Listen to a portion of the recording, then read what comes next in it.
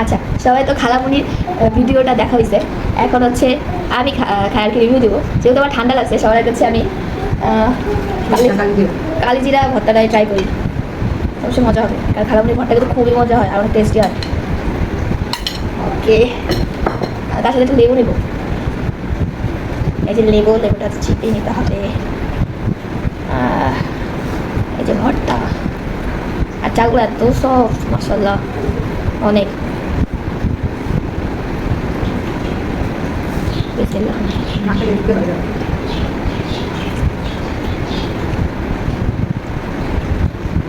ঠান্ডার জন্য ঠিক আছে, যাদের ঠান্ডা তারা কালিজার ভর্তা সরিষার ভর্তা খাবেন, একদম সুস্থ হয়ে যাবেন।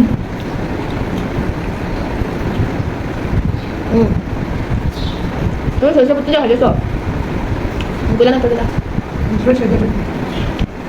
ওটা মানুষ আমার করো ভিডিও